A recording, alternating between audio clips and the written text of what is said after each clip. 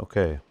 Um, the title of the message today could go two ways, but the one I wrote down was The Destruction of the World That Then Was. You could title it just as fairly, God's Commitment to the Order He Created. Both would be equally applicable and fair as titles for the message. You remember Genesis is divided up basically into 11 sections.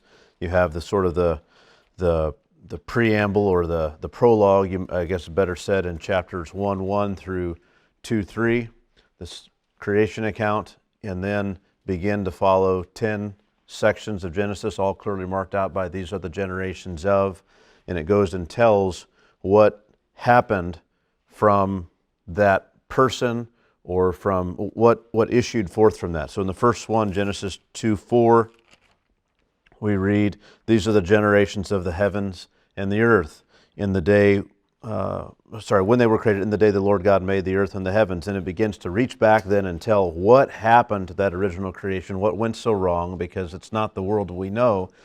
It's all the same places and the kind of we recognize the creatures and things like that, but it's wonderful, and our existence in this earth isn't like that in the same way. And so what happened? And so Moses sets out then in chapters 2:4 all the way to the end of chapter 4 and gives his answer to that. And he dives in and tells us a little bit more about how wonderful and amazing and remarkable that created order was, exactly how man and God were situated in it, and what their interplay was. And then he explains to us the fall, how that happened, what the immediate consequences were for Adam and Eve before God even showed up.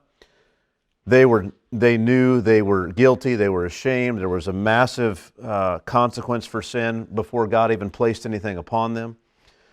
Then God shows up and basically requires them to fess up, and there's a lot of finger pointing that goes on. Nonetheless, there are these consequences that fall on humanity as a result of sin. Just as God had promised, the day you eat of it, you shall surely die. And they were cut off immediately from that tree of life, no longer had any access to this ongoing way of sustaining life, but rather were expelled from the garden. Before all of that happened, those negative consequences were declared over them and to them. God made this declaration to the serpent. He cursed the serpent, and part of that curse was that there would come from the woman a seed of the woman who would crush that serpent, even though the serpent himself would strike his heel. And so there was some sort of a mysterious telling about what would come down the road. Adam saw that, heard that, and recognized it, and called his wife's name Eve because she was the mother of all living. He gave her a new name. But for Adam and for Eve were these consequences. All those areas of life that in chapter 1 we heard were blessed, to be the blessing of God to be fruitful and to multiply. Well, that's now turned into, you still have the blessing, but there's a curse upon it. Now, God will surely multiply her pain and childbearing, and in pain she shall bring forth children. So childbearing and child rearing, both now saddled with pain and heartache. And then also the marriage relationship, she was made for man as his helper. Well, that whole thing becomes a terrible power play. Your desire shall be for your husband, and he shall rule over you, all in ways that are not sinful and as we were designed to be, but ways that we see manifested in every relationship, whether Christian or not, in some degree or another. These things plague us as a result of God's design in cursing us. He doesn't want us to have it good in sin in the world apart from Him. And so have come these curses. Also part of that blessing upon humanity was what? Was that they would have dominion on the earth, and that the earth would yield its strength in a sense to humanity. But that also is cursed. The ground is cursed. Because you've listened to the voice of your wife, not that you listened to your wife, but you were supposed to listen to God's command, and instead you followed your wife's example. And you have eaten of the tree of which I commanded you, you shall not eat of it. Cursed is the ground because of you. In pain you shall eat of it all the days of your life. Thorns and thistles it shall bring forth for you, and you shall eat the plants of the field. So you won't eat of the garden, now you're going to have to go out and eat of the plants of the field. And by the sweat of your face you shall eat bread, till you return to the ground, for out of it you were taken. For you are dust, and to dust you shall return. Such a humbling thing for man who had denied God his rightful place as king, refused to live and act in the fear of God and acknowledge God, and instead took that fruit and ate it for himself in absolute, eyes wide open sort of defiance against God. Remember, Eve was deceived, but Adam openly, willfully transgressed. He wasn't tricked into this. He willfully transgressed against God, which is why sin is counted. Sin entered the world in that sense through Adam, not through Eve. She was tricked and found herself in transgression. He willfully transgressed. And so man who refused to bow the knee to God, to live in a way that acknowledged God, he had free reign for everything that God had given him, but one thing was commanded of him. He was not allowed to eat of that tree. That was God's and God's alone. He had to acknowledge God's kingship and authority over him and his sovereignty. He refused to do that. Well, to that man who did such a high-handed thing, what happens to man? Well, we return back to dust. You know, the stuff that we brush off our feet, that's where we're headed. It's what a high honor had been given to dust, formed into a man in the image of God, made to rule, given these blessings, but yet he defied God, and now to dust he shall return. These things happened. Then we read through Genesis chapter 4, and it follows the story not of Cain and Abel, it follows the story of humanity's continued fall into sin in shocking ways. We read first of Cain and his murdering of his brother Abel, simply because his brother, who no one really expected much of, because his name means of no account. Cain means we've got him. All the hopes of Adam and Eve for this child who would come and set things right were placed on Cain, but Cain turned out to be a murdering, jealous man. God, he has all the blessings or all the benefits that you could hope that he could have, that a sinner might have in the face of sin. On the verge of further sin, he was jealous of his brother. He was angry with God. On the verge of some vile act, God is pleading with him, urging him to repent. Why are you angry? Why is your face fallen? If you do well, won't you be accepted? He warns him, sin is crouching at the door. Its desire is for you. You've got to rule over it. Don't give in to that thing. But yet Cain turned, walked out of that place, out of the presence of God, and found his brother and murdered him. He's given a punishment by God. He complains to God about a just punishment. God is further gracious to him and gives him some sort of a mark of protection, but he's supposed to be banished out further from the population, the small growing population of humanity.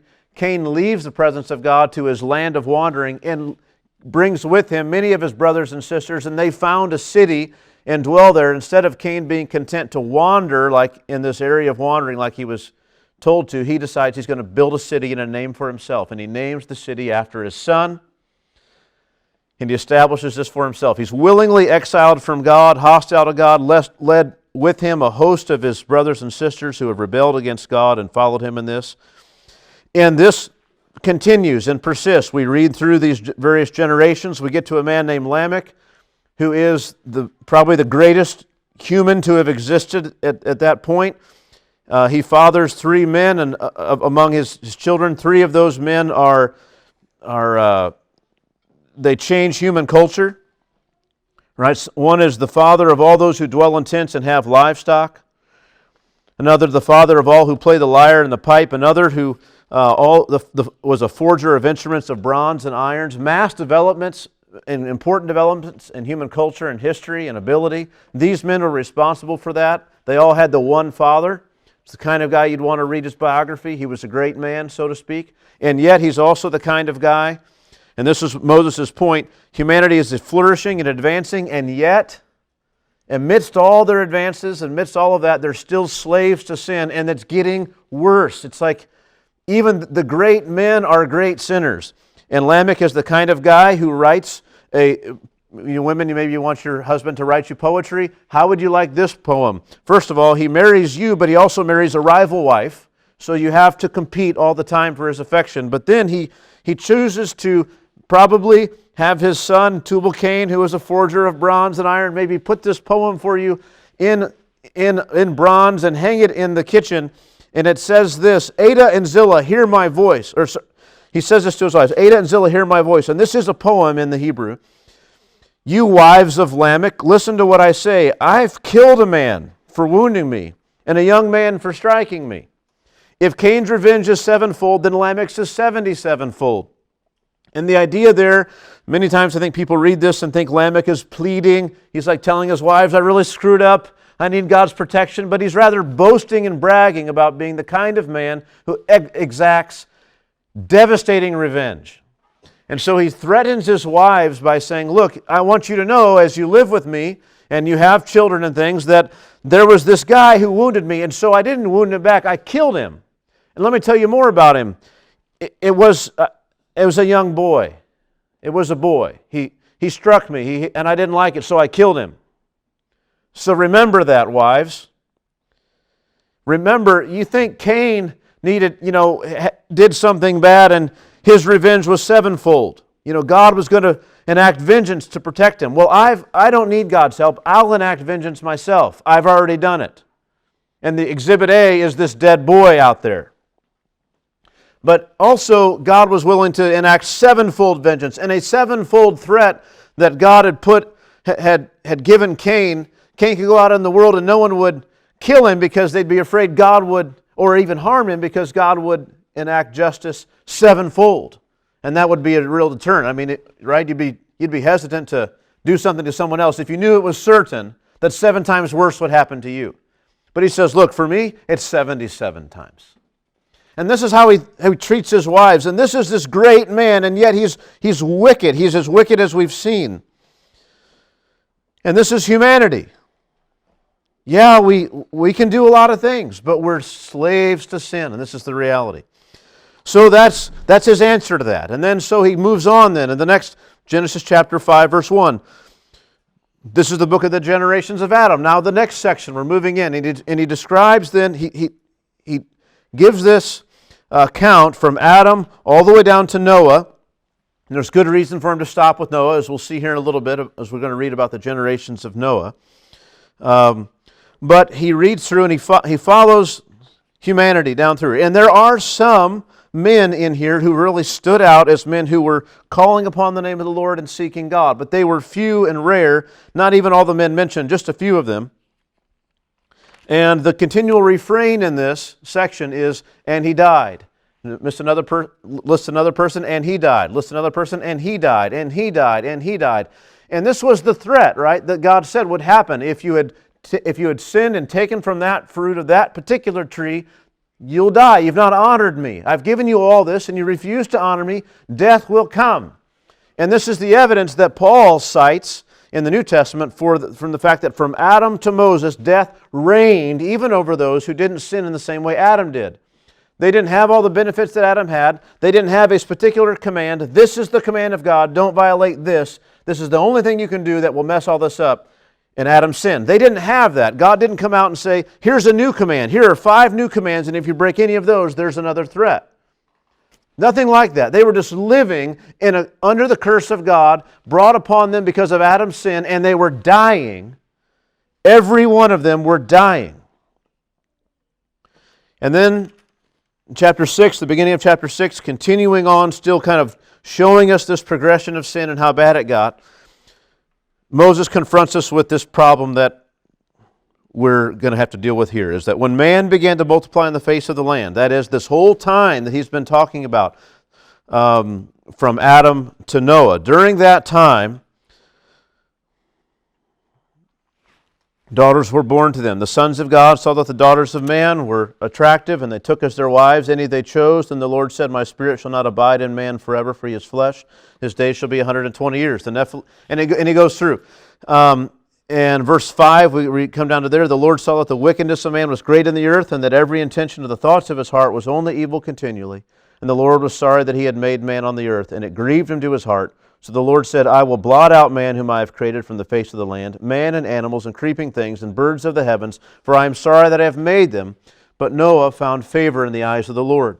And so the earth gets to this place where it's so corrupted, it's so scarred, it's so abused of its original beauty, that God says, I'm sorry that I'd made man on the earth. He's not apologizing to anyone else. It's as though all the design all that he had in mind, and when he designed it, how good it was. Remember on that seventh day where God inhabited his creation and rested and enjoyed and sanctified it to himself in joy and delight. And man entered into that, and things were good. But then things got bad. Things got really, really, really bad. And it got so bad because of humanity that God said, we're going to start over. I'm just done. I'm going to destroy it all. But Noah found favor in the eyes of the Lord. Noah found grace. Something was different about this man Noah. And so that's such a shocking statement that God says, that every intention of the thoughts of man's heart was only evil continually. 2 verses later, but Noah found favor in the eyes of the Lord. And you think, how is this possible? Tell me about Noah. Tell me what happened. How this grace that Noah had in the eyes of God, what came of that? Because if God was determined to destroy it all, and yet it's still here, what happened with Noah? And this is the story. Verse 9, chapter 6, verse 9. These are the generations of Noah. This is what happened here. So now, what became of Noah's grace that he had with God? And that put in the connection with God's determination to destroy the world. What happened? Well, these are the generations of Noah. And this is where we begin today. We'll be in chapters 6, 7, 8, and 9. I plan to get through all of this, and we're going to go real quick again, because this is not the time where we are arguing for these things or trying to figure out what every verse and word means. We've done all of that work. We've spent years in this book of Genesis. We are now closing things up and trying to gather the pieces together and remember afresh the thrust and the emphasis of this book. So, here we are. Now I can start my notes.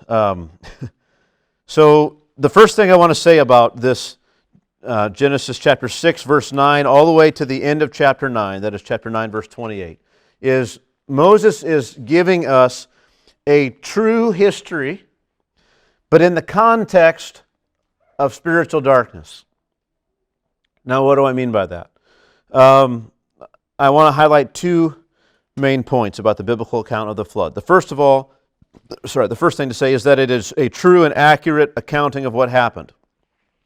Granted, it is minimal, even though it is several chapters long, it is minimal in terms of the details of what it gives us. That is, there's no discussion of how Noah built an ark or how he did any number of things that would have been necessary.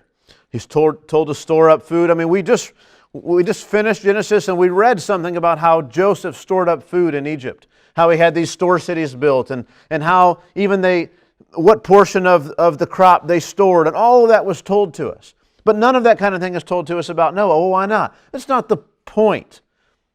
And yet there are certain things that are just repeated kind of again and again, and certain things are labored, in the telling, and it seems almost monotonous and repetitive. And those, in fact, those things are important that we get.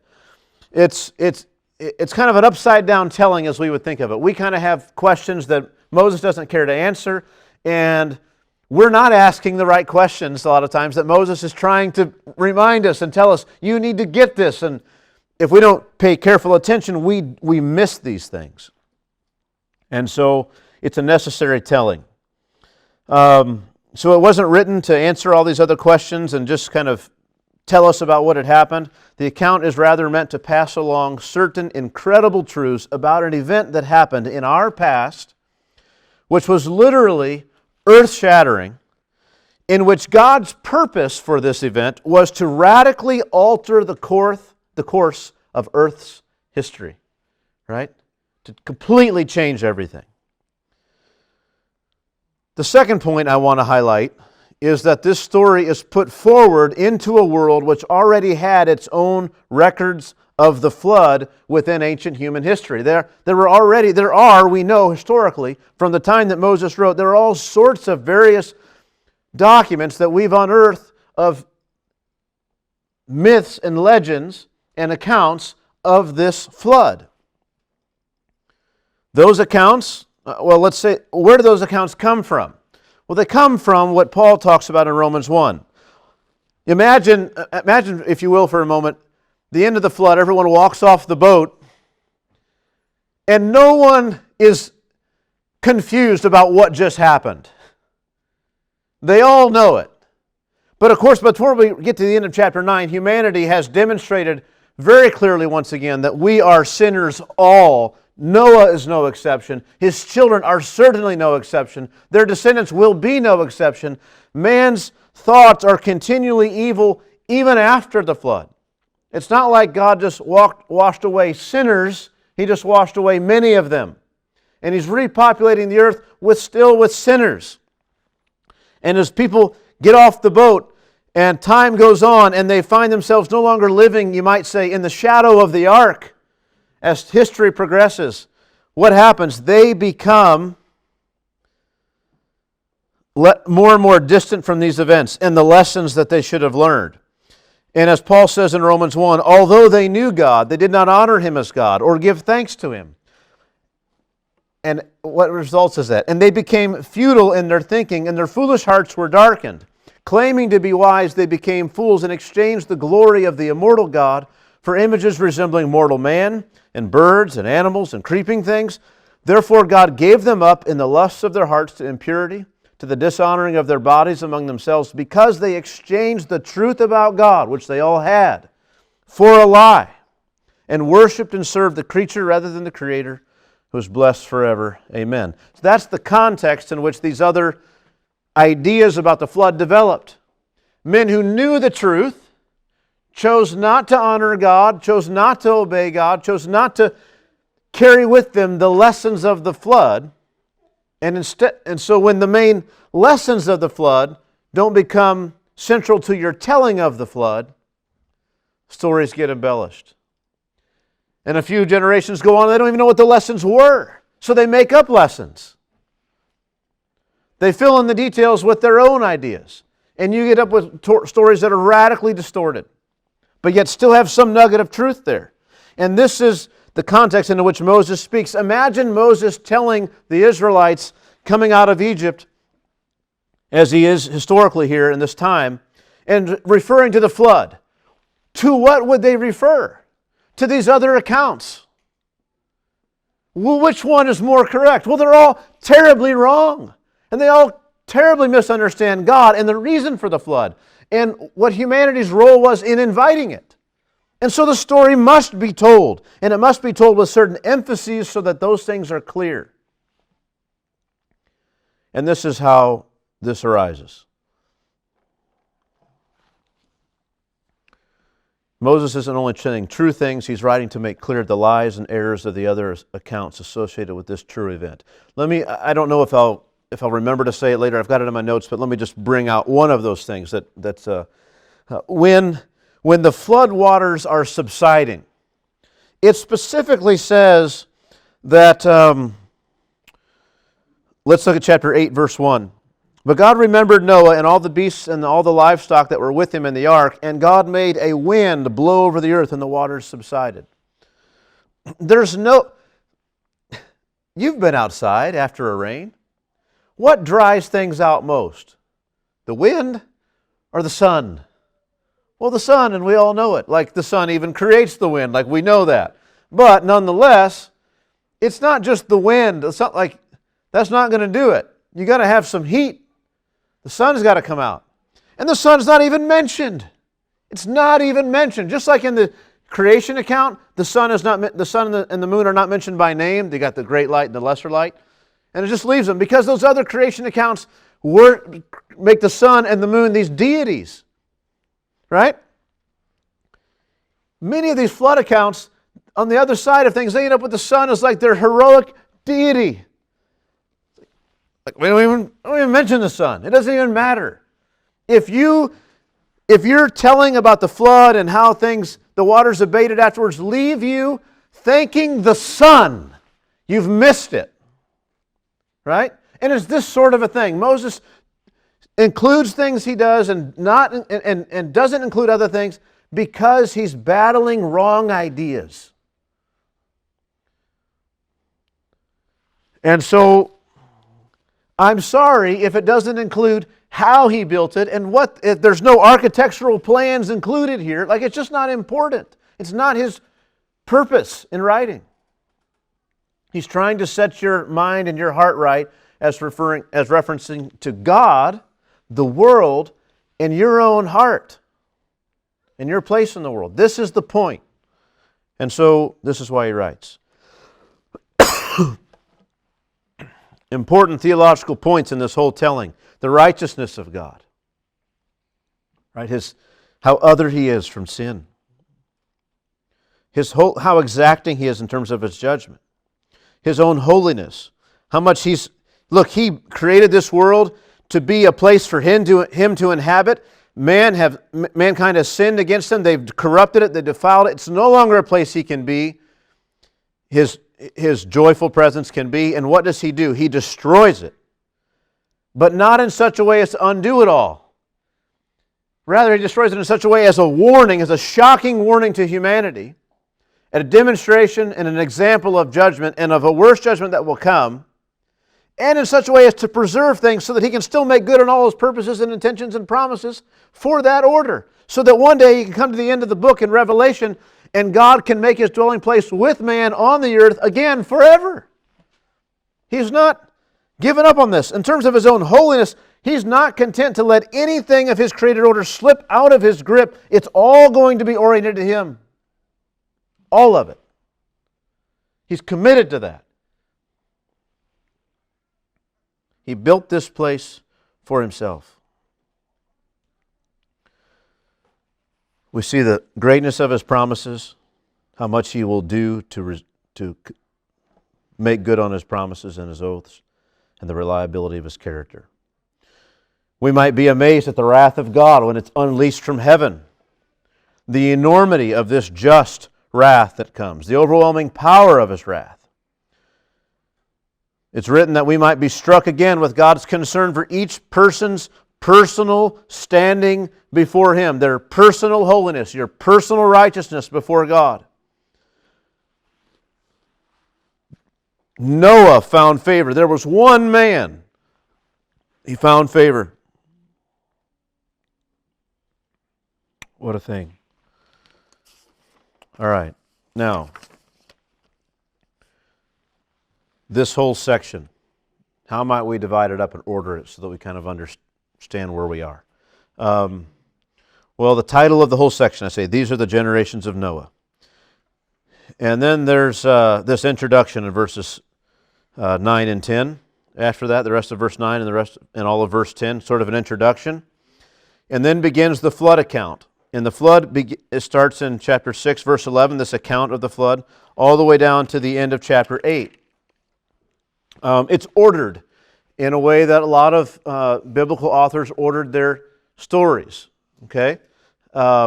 It's sort of a chiasmus. So you have a story, like you have it, for instance, earlier in Genesis chapter 2, verse 4, you have, listen to me now, look at me.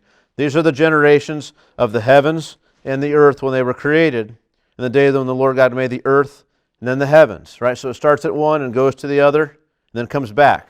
Well, a lot of these stories, they kind of have levels. They might start, I don't know if I said, I left my house, traveled along the road, got to my destination,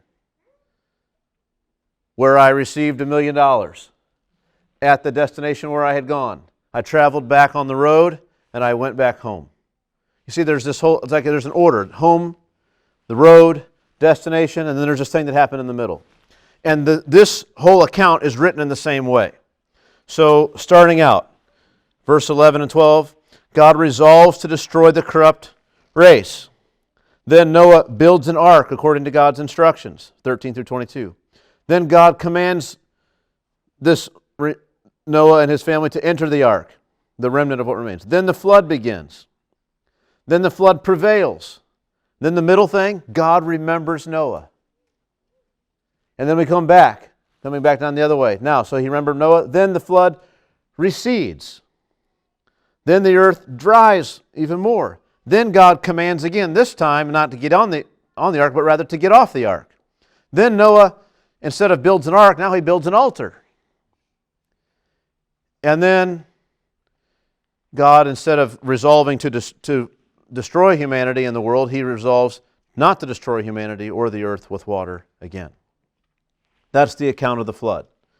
It's very ordered.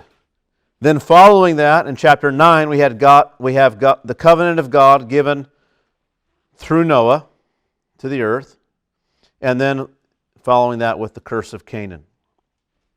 So that's this whole section, kind of three main things. The flood account, which is very structured, then this covenant of God through Noah, and then the curse of Canaan. So that's where we are. So with all that said, we're going to dive in and work quickly through this material.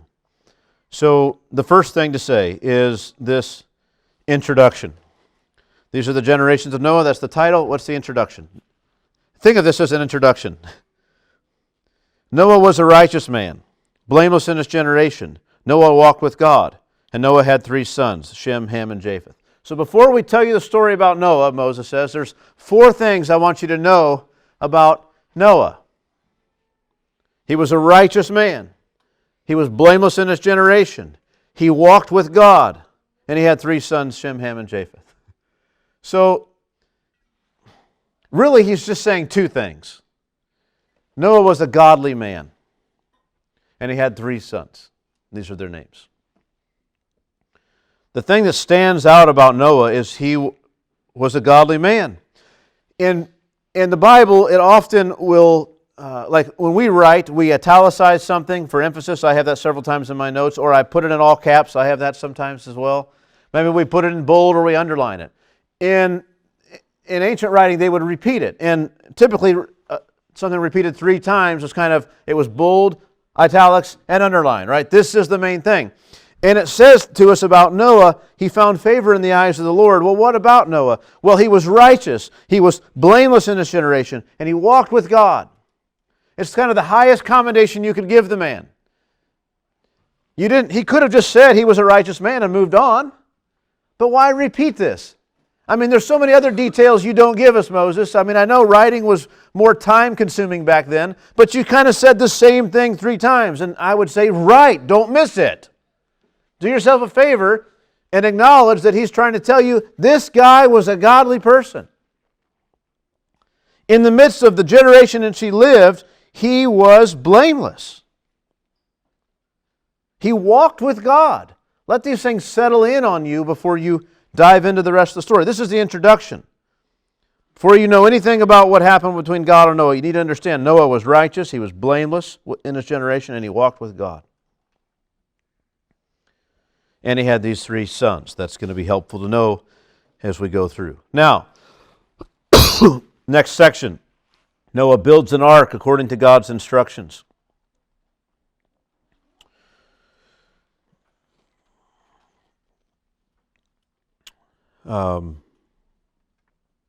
Next section was God. That's the next bit. God resolves to destroy the corrupt race, verses 11 and 12. Now the earth was corrupt in God's sight, and the earth was filled with violence, and God saw the earth, and behold, it was corrupt, for all flesh had corrupted their way on the earth. 3 times in those 2 verses we read corrupt. The earth was corrupt, right? It's like you have food that spoils, right? It's corrupted. The earth was corrupt. God looks, and in His sight, He looks out, and in His sight, the earth is corrupt, and it's filled with violence. Well, who did that? God saw the earth, and behold, it was corrupt, for all flesh had corrupted their way on the earth. And we know He'd already determined He's going to destroy it. So God observes what has happened, and He's passed His judgment, and now He's going to warn Noah and instruct this righteous man to prepare to escape the judgment of the wicked, which was certainly coming. Verse 13, and God said to Noah, I have determined to make an end of all flesh. This is my determination. I'm going to make an end to all flesh. What a thing. For, why would you do that, God? For the earth is filled with violence through them. Behold, I will destroy them with the earth. They've corrupted the earth, now the earth's going to destroy them. It's this kind of retaliation. He's going to cause it so that the earth destroys them. They destroyed the earth, He's going to wash them with the earth. He's going to wash them off the face of it. Make yourself an ark of gopher wood. Make rooms in the ark and cover it inside and out with pitch. This is how you are to make it. The length of the ark, 300 cubits, its breadth 50 cubits, and its height 30 cubits. Make a roof for the ark and finish it to a cubit above, and set the door of the ark on its side. Make it with lower, second, and third decks. For behold, I will bring a flood of waters upon the earth to destroy all flesh, in which is the breath of life under heaven. Everything that is on the earth shall die, but I will establish my covenant with you. And you shall come into the ark, you, your sons, your wife, and your sons' wives with you. And of every living thing of all flesh you shall bring 2 of every sort into the ark to keep them alive with you. They shall be male and female, of the birds according to their kinds, and of the animals according to their kinds, of every creeping thing of the ground according to its kind. 2 of every sort shall come into you to keep them alive. Also take with you every sort of food that is eaten, and store it up. It shall serve as food for you and for them. Noah did this. He did all that God commanded him. So Noah obeys. The obedience of Noah to complete the task and to follow through as commanded. We find out this takes a long time, roughly, about 100 years or maybe a little more for him to do this. It's incredible. A really remarkable feat, in fact, that he obeyed the Lord for all this time, put this labor in, built what he built in faith and confidence that God meant what he said.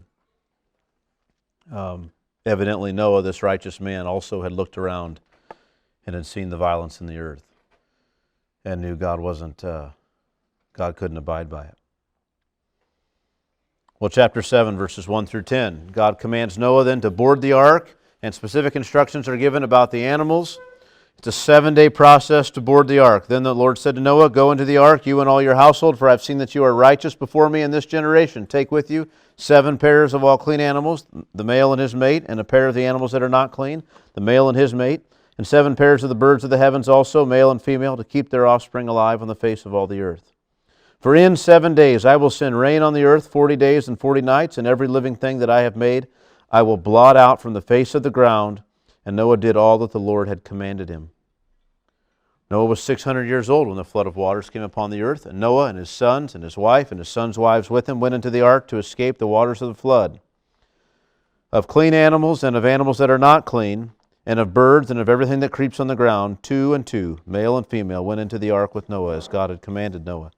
And after 7 days the waters of the flood came upon the earth.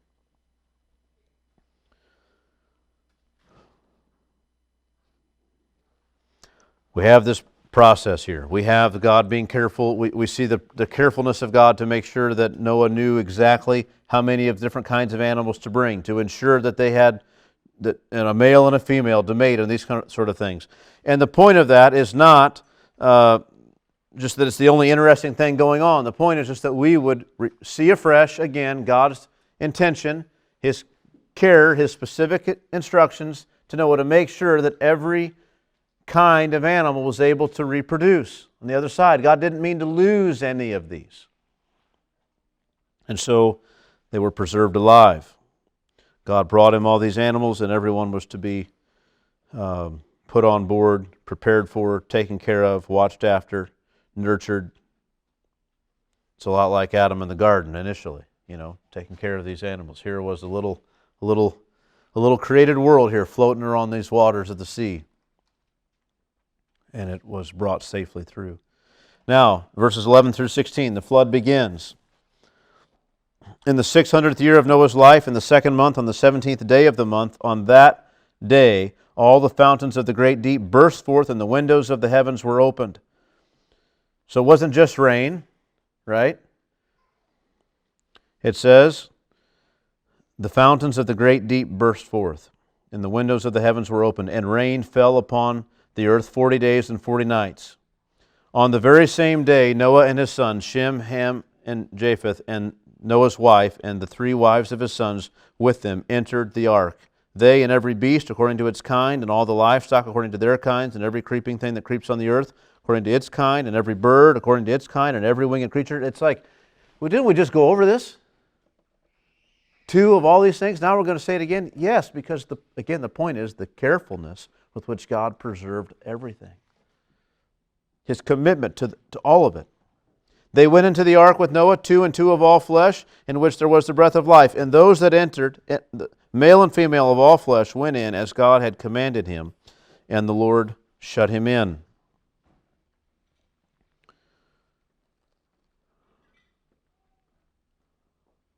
The waters of the deep burst forth, 40 days and 40 nights of rain. Notice the violence of that.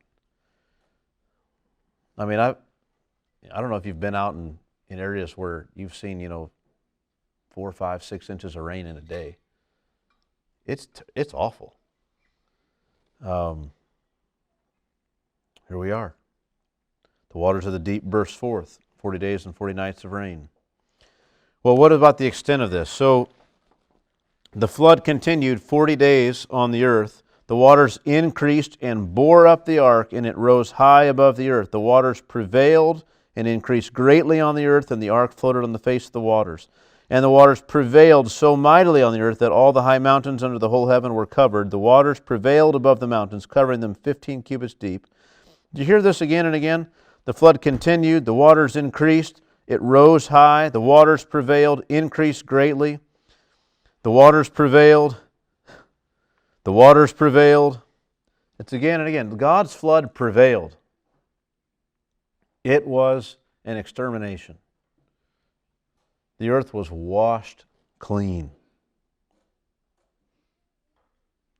of the violence of men. Verse 21, and all flesh died that moved on the earth, birds, livestock, beasts, all swarming creatures that swarm on the earth, and all mankind. Everything on the dry land in whose nostrils was the breath of life died. He blotted out every living thing that was on the face of the ground, man and animals and creeping things and birds of the heavens. They were blotted out from the earth. Only Noah was left and those who were with him in the ark. And the waters prevailed on the earth 150 days.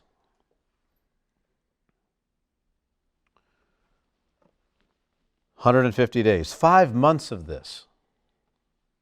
The waters increasing and prevailing and dominating. There were 40 days of rain. There were 150 days of the waters increasing and prevailing, which means most of the water came from these fountains of the deep, right? And so there it was.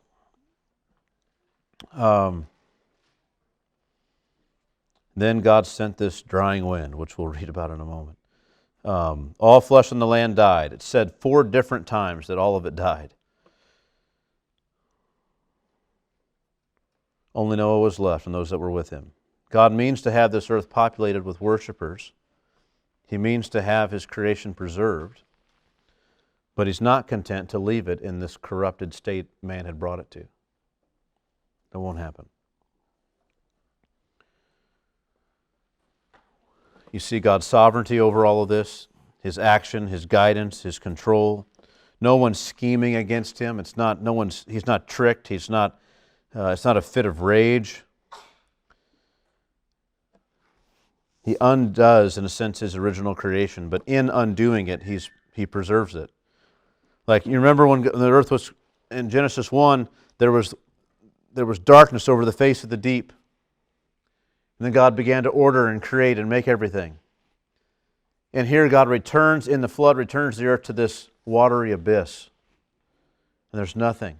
It's not inhabitable anymore. You couldn't live there.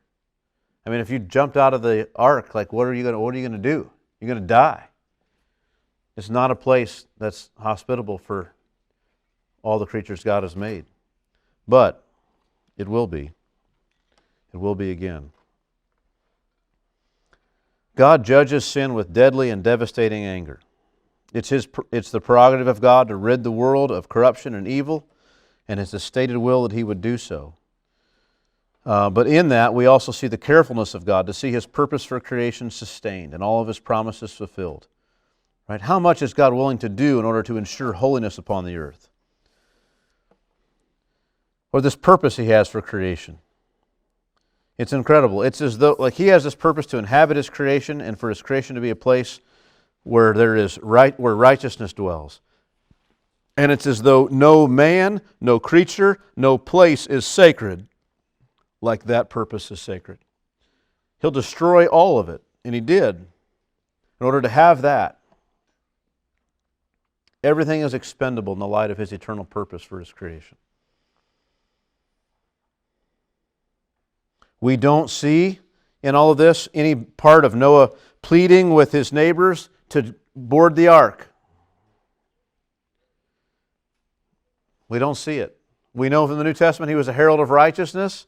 We know that he condemned the world by building this ark and is faithfully doing it. But we don't read anything about Noah saying, guys, come on, just turn from your sin and turn to God, and God will let you live. I'm not saying none of those things happen. It's not the emphasis of the story. The emphasis of this story is God had determined to destroy everything except for Noah and his family and these animals. And God did it. And Noah's part was to obey God, submit to God, trust God's character, trust God's judgment.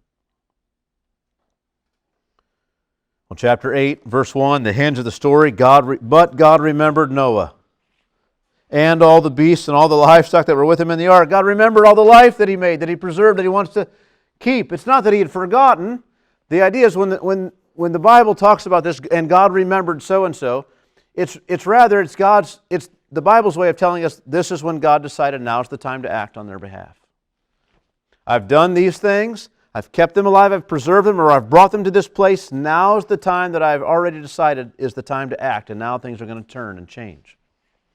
Whether that be Him remembering some woman's barrenness, or someone in prison, save them from destruction, whatever it may be, God remembers and decides now to act. And this is what we have. God remembered Noah. His remembrance of Noah causes Him to have the flood begin to abate. Chapter 8, verse 1, and God made a wind blow over the earth, and the waters subsided. The fountains of the deep and the windows of the heavens were closed. The rain from the heavens was restrained, and the waters receded from the earth continually. At the end of 150 days, the waters had abated. And in the 7th month, on the 7th day of the month, the ark came to rest on the mountains of Ararat. And the waters continued to abate until the 10th month. In the 10th month, on the 1st day of the month, the tops of the mountains were seen. At the end of, we have that. That is this next section. We had the waters prevailing for 150 days. God remembered Noah. Then we have the waters receding for 150 days. We did have 40 days of rain. Now we have, verse 6, at the end of 40 days, so another 40 days here, Noah opened the window of the ark that he had made and sent forth a raven. It went to and fro until the waters were dried up from the earth. So the raven just out there flying back and forth, and it comes to rest on the ark, surely, or whatever else, but it doesn't come back to Noah in this sense, that it has a place to go. Just flying back and forth continually. Doesn't find a resting place. Then he sent forth a dove from him to see if the waters had subsided from the face of the ground. But the dove found no place to set her foot. She, however, did different. She returned to him to the ark, for the waters were still on the face of the whole earth. So he put out his hand and took her and brought her into the ark with him. He waited another 7 days, and again he sent forth the dove out of the ark. And the dove came back to him in the evening, and behold, in her mouth was a freshly plucked olive leaf. So begins the symbolism of the olive leaf, right? So Noah knew that the waters had subsided from the earth because you've got fresh vegetation. Can you imagine the stench that would have been outside after all this massive destruction? The water subsiding? It would have been awful. So Noah knew that the waters had subsided from the earth. Well, let's get out. Let's go. Think of this now. The waters have subsided. There's vegetation. Things are growing. Let's get out of here. I'm tired of being cooped up in this thing for like a year. Let's go. What does he do? He waits 7 more days. Why 7 days? Well, the significance of 7 days in all of Israelite history yet to come, and all of what's come before. God made the earth in 7 days. The 7th day was a holy thing. And it's as though Noah, in honor of that, sits there for another 7 days and waits. In acknowledgement of God and what God has done, and also to be sure, let's give it another 7 days, another week. And he sent forth the dove, and she did not return to him anymore. In the 601st year, in the first month, the first day of the month, the waters were dried from off the earth. And Noah removed the covering of the ark and looked. He hadn't even looked yet. And behold, the face of the ground was dry. In the second month, so hang on, this was the first month on the first day of the month. Now the second month on the 27th day of the month. He's still staying there a long time. The earth had dried out. Then God said to Noah, go out. Why was he staying on the ark?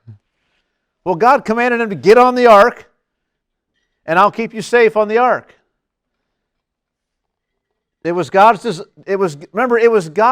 plan to save Noah's life. It wasn't like Noah knew this was coming and figured out, I bet if I build a boat, I bet this will work. Like that wasn't Noah's idea, this was God's idea. So Noah, very wisely, because he fears God, God said, get on that boat and stay there. And God sealed it up. Flood subsided. You can say, well, let's get out and enjoy. It's like, no, we're going to wait for God to tell us. So they know the place is dry. But it's like, God hasn't invited us to this earth yet. He just destroyed everybody and everything. And we're here on this boat. And until God says, here, come out upon my earth again, I'm staying in the boat. And He did. Then God said to Noah, go out from the ark, you and your wife and your sons' wives with you, and bring out with you every living thing that is with you and all flesh, birds and animals and every creeping thing that creeps on the earth, that they may swarm on the earth and be fruitful and multiply on the earth. And it just sounds so good. It's like we have, again, a fresh look, an example again of humanity looking to God on the earth. They're here on the earth and they're saying, what would God have us do? It's kind of the way things had started. And we've gotten so far away from that, such that every intention of the thought of his heart was only evil continually. But now, they're on the ark and they're saying, what would you have us do, God? I know, like it seems pretty good out there, but you haven't invited us out yet. He says, go. And they go. What about the animals? Bring the animals. Okay, we'll get the animals. Like everything, what would God have us do? And they're following it. This is beautiful. Bring out with you every living thing that is with you of all flesh, birds and animals and every creeping thing that creeps on the earth, that they may swarm on the earth and be fruitful and multiply on the earth.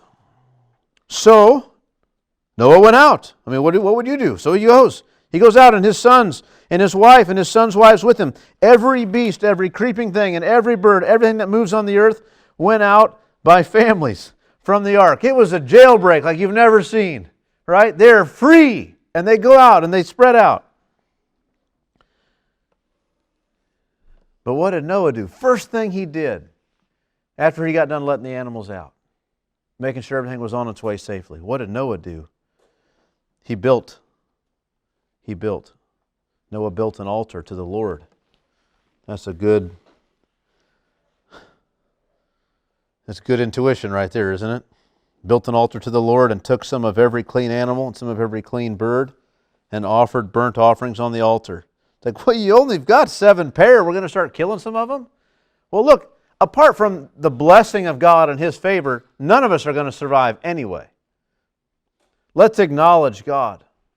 And He does. And with what those animals that at least to Noah were perceived as clean animals, He took some of them and He offered them to God. Why the clean ones? Why not the filthy ones? It's because He's offering them to God, to His King, to the sovereign. Right? This is what was right about Abel's offering, his tribute offering to God, was that he acknowledged God, gave him the first fruits, the best that he had, whereas Cain just took any old thing. And this was rejected. Noah takes the clean animals. And when the Lord smelled the pleasing aroma, the Lord said in his heart, I will never again curse the ground because of man, for the intention of man's heart is evil from his youth.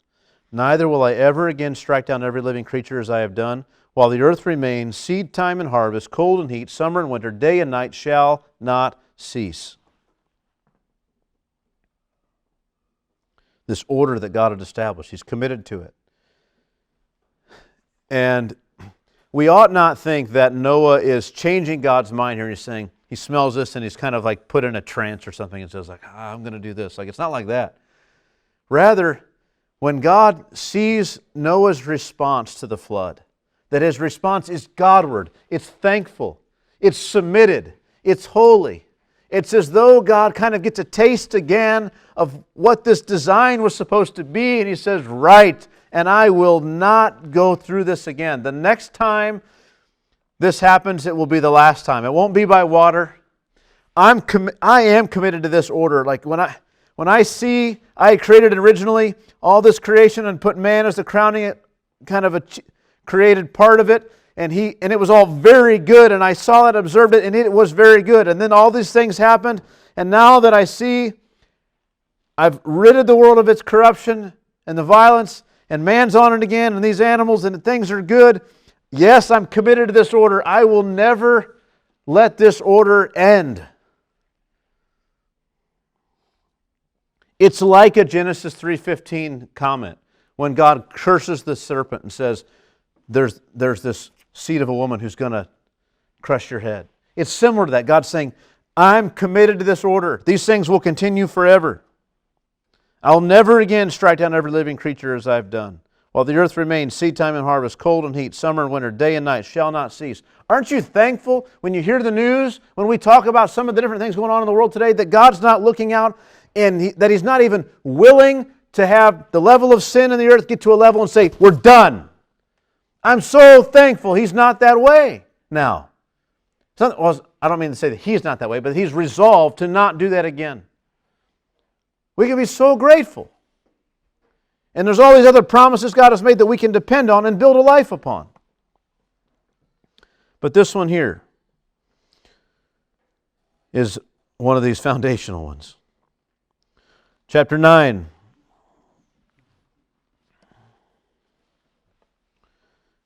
And God blessed Noah and his sons and said to them, be fruitful and multiply and fill the earth. Where have we heard that before? Genesis chapter 1. The fear of you and the dread of you shall be upon every beast of the earth and upon every bird of the heavens, upon everything that creeps on the ground and all the fish of the sea. Into your hand they are delivered. Every moving thing that lives shall be food for you. And as I gave you the green plants, I give you everything. But you shall not eat flesh with its life, that is, its blood. And for your lifeblood I will require a reckoning. From every beast I will require it, and from man. From his fellow man I will require a reckoning for the life of man. Whoever sheds the blood of man, by man shall his blood be shed, for God made man in His own image. And you, be fruitful and multiply. Teem on the earth and multiply in it. What a blessing.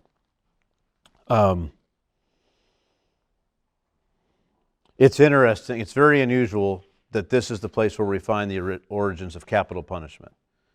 Like you'd think, like God just like executed the world and preserved Noah, and He's like, now go fill the world. And if anybody kills a man, by man shall he be killed. And it's like, what is that? Well, God's not naive. God knows who men are. And one of the things He's put in place, a blessing He's given us, to enable us to fill the earth and to multiply in it, to teem on the earth, is this threat. It sort of functions like the sevenfold vengeance of Cain. It's like, look, it was man's violence on the earth that had corrupted it. And there's this threat. God says, look, when a man kills another man, he's to be killed. So there's this threat. People love life. They don't want to lose their life. And so it happens as a deterrent to enrage and in anger and in violence to take another man's life is this threat upon you that if you do that, you will die. The other peoples of the earth have been commanded by God to kill you. And we could look at that, and some people look at that and say, well, I thought you were, if you're for preserving life, then you would never kill a murderer. But you don't do it for the murderer's sake. You do it for the rest of everyone's sake, for everyone else to see that and deter them from the same course of action of being murderers themselves. It's a deterrent. That makes absolute sense in this context of the flood. that God has every awareness that man will continue on in sin. Despite that, God's not going to upend everything again. That resources will be scarce. Good luck trying to just have everyone on the earth be vegetarians. It's not going to work. There's not enough resources. There's going to be stiff competition. And in that, look, I'm giving you the animals. Eat them. It's fine. But there's this restriction, not eating animal with its blood in it, which doesn't mean something like the Jews' idea of the kosher, we got to drain all the blood that way. I think it means this pulsating lifeblood. Like, you don't eat animals alive. You don't do that. That's what God's saying. And it's this all of that fits with the sacredness of life, of all that He'd made. Like, when you're going to go eat an animal, God's giving you permission for that. But acknowledge what you're doing. You took this thing's life. And one of the ways you acknowledge it is by not eating it alive. You separate the acts. There's the death that comes, and an acknowledgement of that. And then comes the sustenance. Look at the difference in the violence of those two pictures, right? You see something eating something alive. Like, isn't that amazing? Like, I can take an animal and kill it, carve it up, serve it to you, and you think, this is good. Or I could say, hey, let's start eating this animal that's alive. And you say, that's gross, it's disgusting. It's so violent, it's so awful. And we all would shriek back at that and say, we don't even want to watch it. Because it is more violent. There's this level of violence that's just not permitted in the earth. Yes, you can eat these animals. You're going to need to, but not in this certain way. And when you see a man has killed another man, you don't just say, you shouldn't have done that. You guys have to execute judgment on him. Men have to do that. I want men's hands involved in this. You're going to take my side in the earth against the wickedness of men. Isn't that what capital punishment is? You see that? I mean, here, and it's given to humanity as a whole, not just to Noah and whoever he appoints. It's given to humanity. This is where, the origins of government is even here. What do you do? What happens to the first murderer after the flood? We don't know. We're not told. But I'm pretty sure he was killed because they obeyed God. Who killed him? Well, people did. Other men came. What did they do? Did they club him? Did they stone him? Did they pierce him through? We don't know. Did they hang him? I don't know what they did. But they killed him. Whoever sheds the blood of man, by man shall his blood be shed. Why? Because man is precious. For God made man in His own image. Humanity matters. You should be fruitful and multiply and teem on the earth and multiply in it. Well, then God said to Noah, another thing now it says, then God said. Right, you have in chapter 9, verse 1, and God blessed him. And all these things were said. And then verse 8, then God said, another statement to Noah and to his sons with him. This isn't the blessing, this is something different. Behold, I established my covenant with you and your offspring after you, and with every living creature that is with you, the birds, the livestock, and every beast of the earth with you. As many as came out of the ark, it is for every beast of the earth. So there's a covenant that's going to come. It's for Noah. Think about it. We read about the old covenant, God's covenant He made with the people of Israel. We have a new covenant that God made, in one sense, with Christ, but also then with humanity that would be found in Christ. There's this new covenant.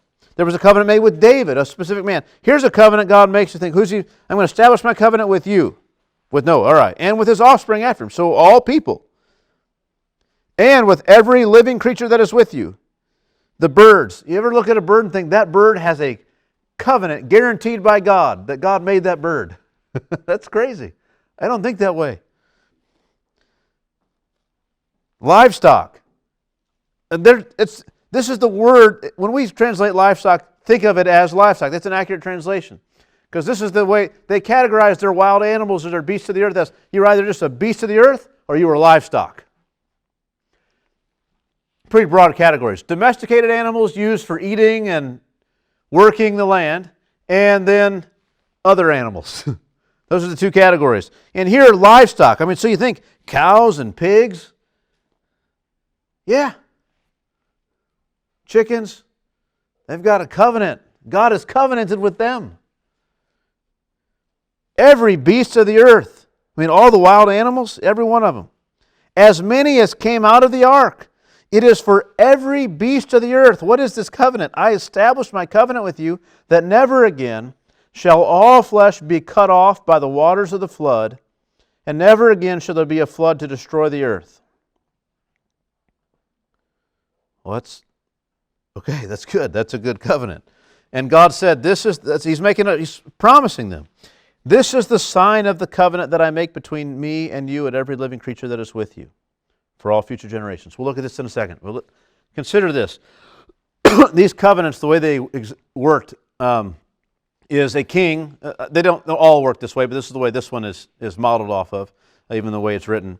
Is a king comes in, he conquers your nation, and he says, okay, you can all live, but these are the conditions. This is the covenant. This is how it's going to work. And it's all a document.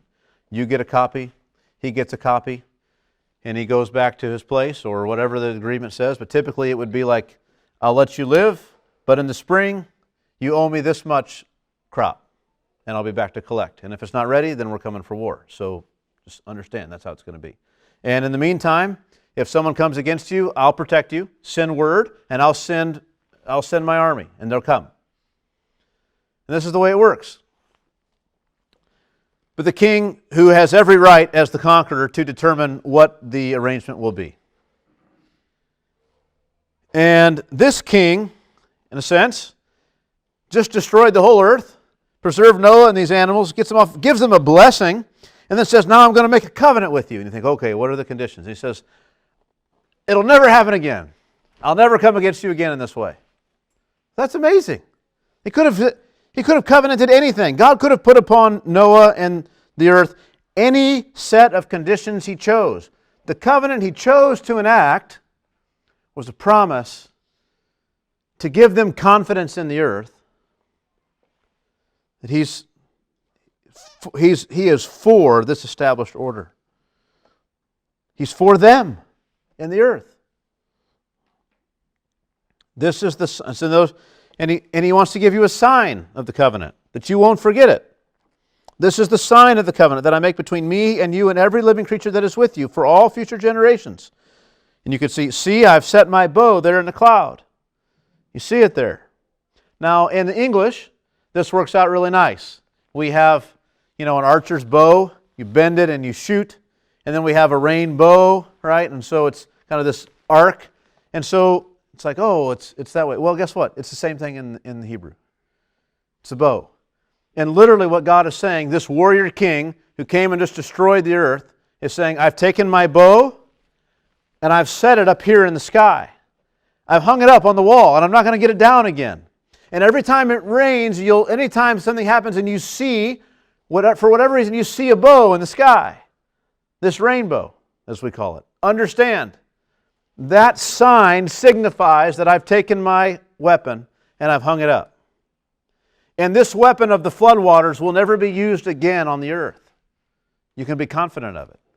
It's wonderful. I mean, he might have 60,000 weapons, but this one's hung up, and it's never going to be used again. I've taken my bow, this weapon of war, and I've hung it in the clouds.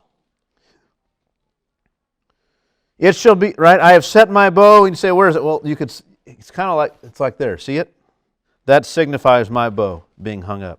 It shall be a sign of the covenant between me and the earth. When I bring clouds over the earth and the bow is seen in the clouds, it's not just for you to remember, I will remember my covenant that is between me and you and every living creature of all flesh, and the water shall never again become a flood to destroy all flesh.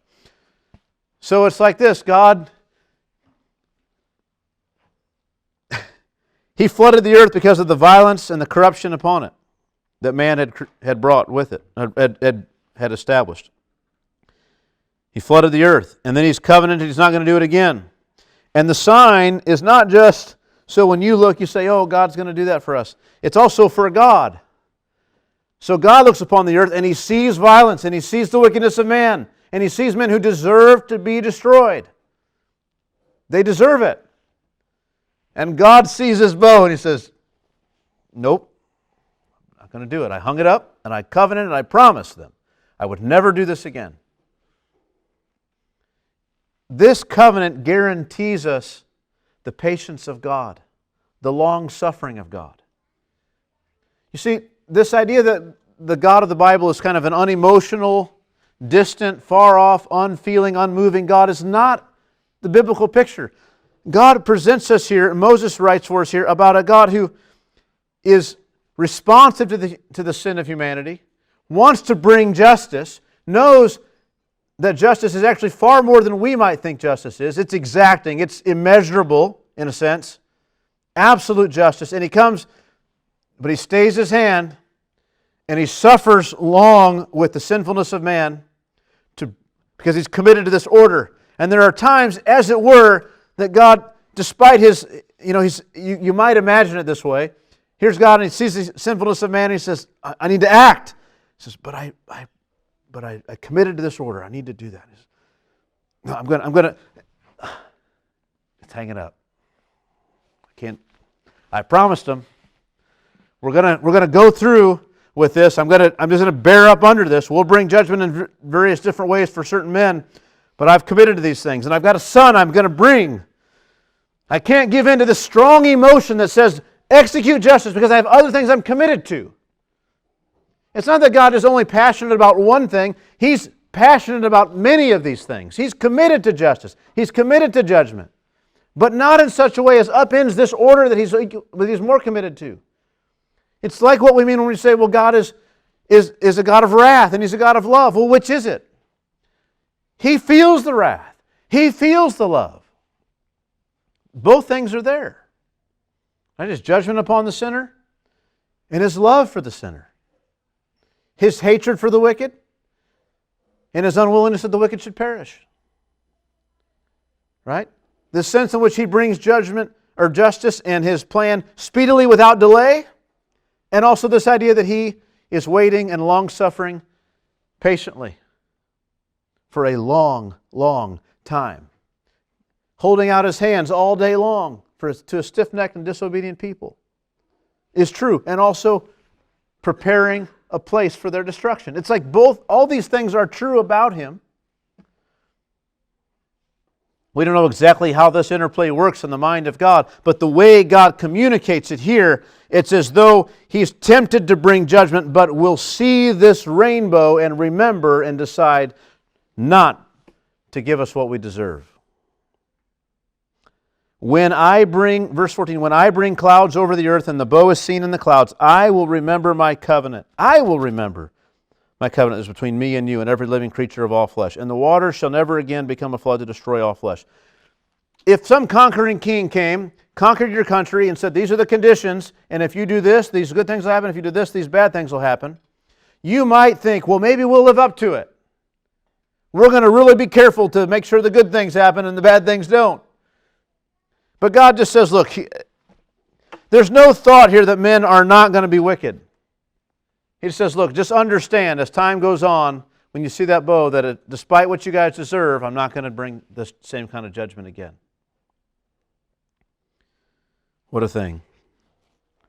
When the bow is in the clouds, I will see it and remember the everlasting covenant between God and every living creature of all flesh that is on the earth. God said to Noah, this is the sign of the covenant that I have established between me and all flesh that is on the earth.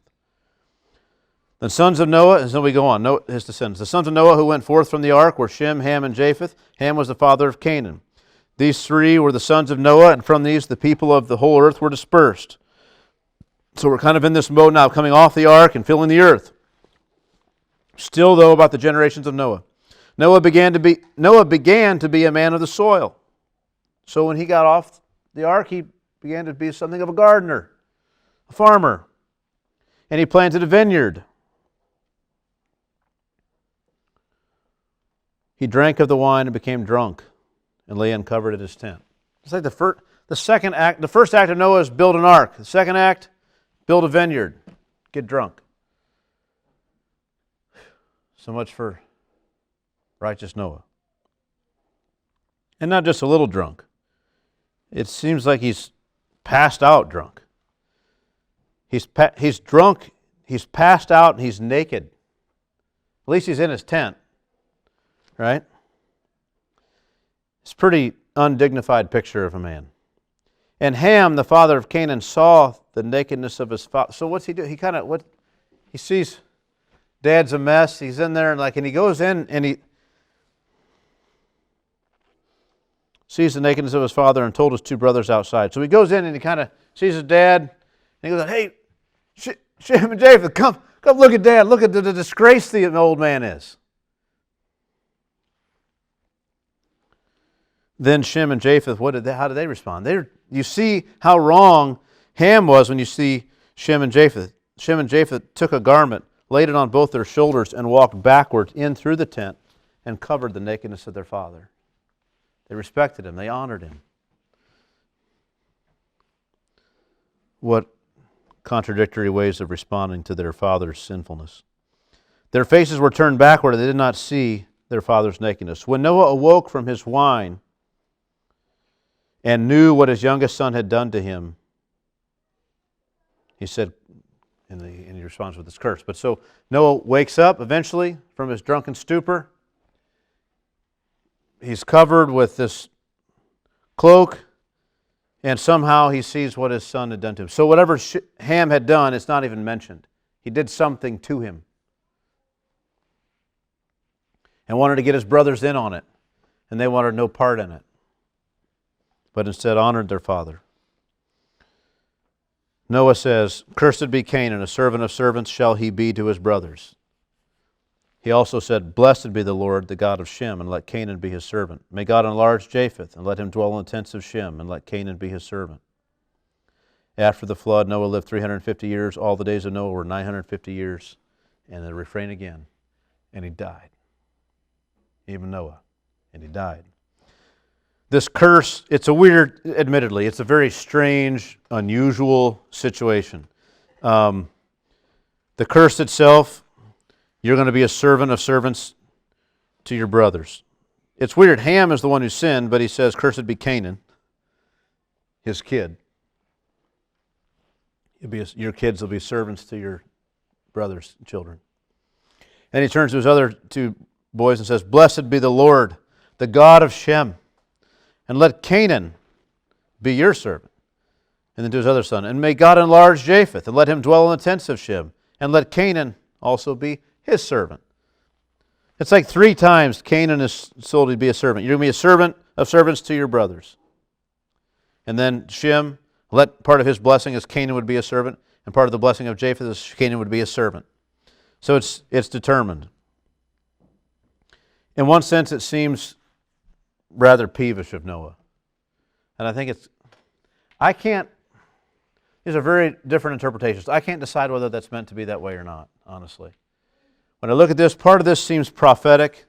It certainly does. We're told in Scripture that a curse won't settle. A curse spoken by a man doesn't settle unless it's just. The fact that some of this works out in human history, we read it in the later accounts, it must be just in some respect.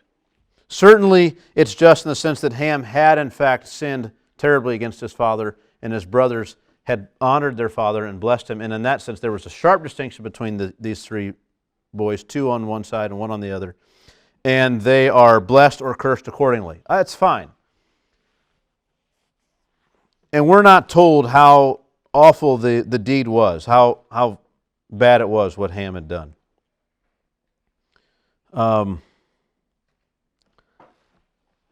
But in another sense, I can also see this curse being kind of a petty thing. Like if it was just him going in there having seen his father and kind of just getting a charge out of it and, mocking the old man, as disrespectful and wrong as that would be, that he did it, invited his brothers in on it, and they wanted no part in it. And Noah just gets up and says, "Okay, from now on, all your descendants are cursed." It's like, what? It's like it kind of really makes Noah in a kind of a pretty bad light. Pretty vengeful kind of guy. And I want to remove that for Noah because it says Noah was a righteous man and he walked with God. But he wasn't a perfect man, and what did he do? He got off the ark, he could plant anything. What kind of a farmer are you going to be? I'm going to plant a vineyard because I'm going to get drunk.